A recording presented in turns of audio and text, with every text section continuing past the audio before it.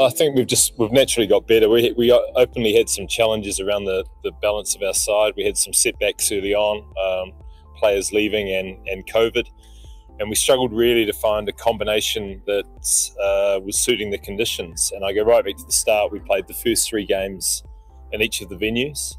And keep in mind, we're a team that wins around 72–74% of games back in Chennai. So we're quickly trying to find a way to be effective in what is essentially away games. We did well in the first game, but then got exposed for the next couple of games. So we felt we had holes in the team, and then we set about trying to fill those spots based on form and limited exposure.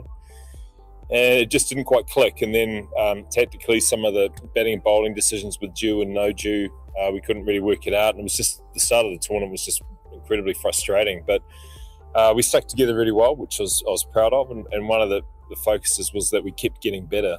And we're too proud just to whimper out. And I think that's a reflection of the 3 games we've played now. We're a lot more settled. We're able to play young players in the right spot and give them a good run. And also the pressure's off as well. So when you're knocked out of a tournament, it does change the mental aspect of your side, and we play with a bit of freedom and played how we can play. So we're pretty proud of that, how we stuck together, but we're obviously disappointed that we couldn't get onto it a little bit earlier, as you say. Oh, we hung tough as a group. Obviously in the bubble, we're spending a lot of time together, and when teams aren't going well in the IPL, it can get a bit toxic.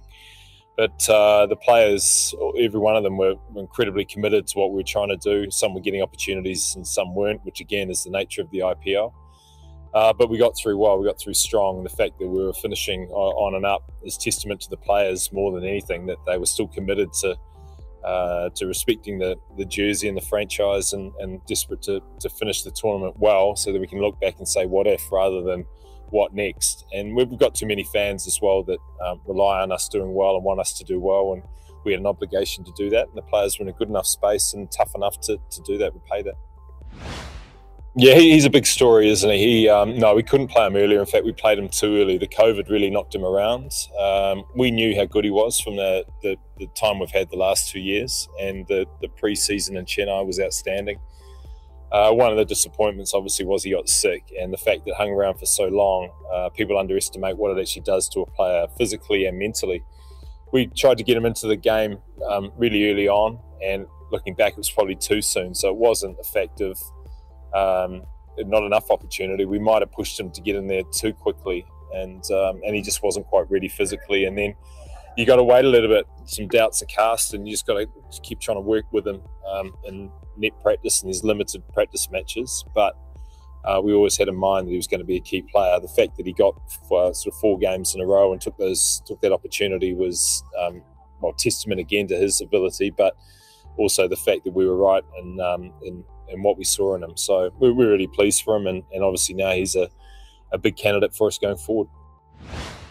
I'm not going to deal in hindsight. We had Josh Hazlewood also, who played limited games. Where we were in trouble is that without our Indian batters, we had to fill those gaps with international players. And whilst you'd like to play all your internationals, when you're having to fill a gap at the top of the order, it puts a squeeze somewhere else. So we had to rely on our Indian seamers and only one sort of overseas bowler at a time, if that. So that's where the squeeze goes on. It was the fact we had to fill the slots that were usually taken by Indian players at the top and just rejig our side. So it wasn't that we didn't want to play them. When you got one of the best T20 bowlers in the world sitting on the sideline, it hurts me just as much as some of the experts saying, why is he not playing? But they have to think deeper than that as to what's going on in the balance of the side. And that's one of the greatest challenges of selecting each side when you've got so much talent on the bench.